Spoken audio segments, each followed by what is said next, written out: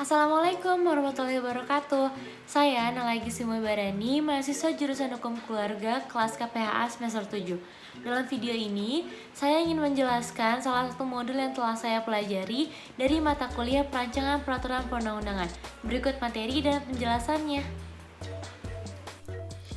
Definisi dari eksaminasi publik. Secara bahasa, eksaminasi berasal dari kata bahasa Inggris yaitu examination, yang memiliki arti ujian atau pemeriksaan.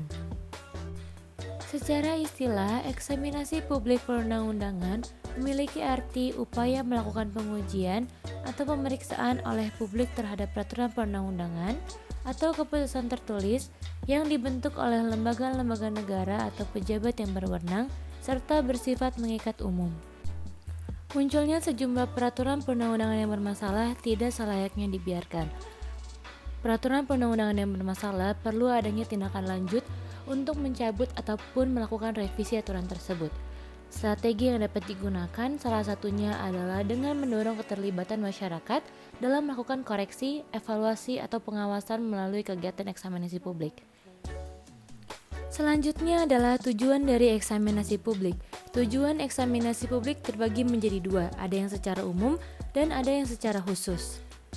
Secara umum, tujuan eksaminasi publik peraturan perundang-undangan adalah melakukan pengawasan dan pengkajian terhadap produk-produk hukum dalam bentuk peraturan perundang-undangan yang dihasilkan oleh lembaga atau pejabat yang berwenang.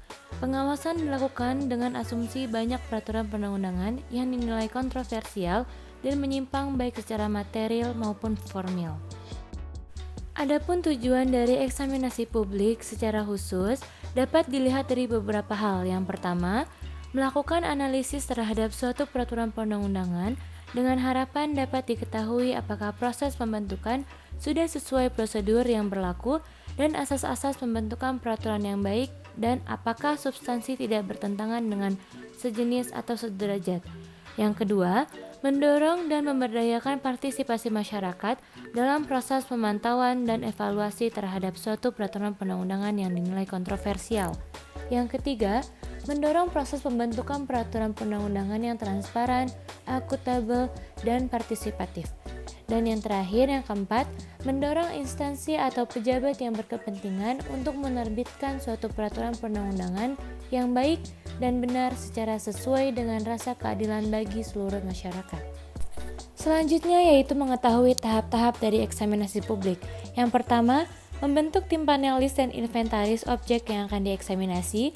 Yang kedua, melakukan diskusi tim panelis sekaligus menentukan objek yang akan dieksaminasi dan menginventarisasi anggota majelis eksaminasi. Yang ketiga, pembentukan majelis eksaminasi publik, dan yang keempat, melakukan sidang eksaminasi atau focus group discussion. Tahap yang kelima yaitu melakukan diseminasi atau pemaparan hasil eksaminasi publik kepada masyarakat atau pihak lain yang berkepentingan. Dan tahap yang keenam yaitu merumuskan hasil eksaminasi publik. Dan tahap yang terakhir yaitu penyampaian hasil eksaminasi publik kepada pihak yang berkepentingan atau institusi pembentuk peraturan perundang-undangan. Adapun penjelasan yang akan saya lakukan selanjutnya yaitu analisis kasus. Kasus yang cukup kontroversial terjadi pada tahun 2010. Komnas HAM, Komnas Hak Asasi Manusia mencatat sebanyak 3.200 peraturan daerah dinilai bermasalah dan melanggar hak asasi manusia. Perda yang bermasalah rata-rata perda yang mengatur mengenai ketertiban umum dan agama. Dari banyaknya kasus ini saja sudah dapat dilihat banyaknya peraturan yang bukannya menjadi tumpuan masyarakat dalam menjalankan kehidupan yang damai di negara ini, tetapi malah menjadi masalah yang pada akhirnya merugikan masyarakat.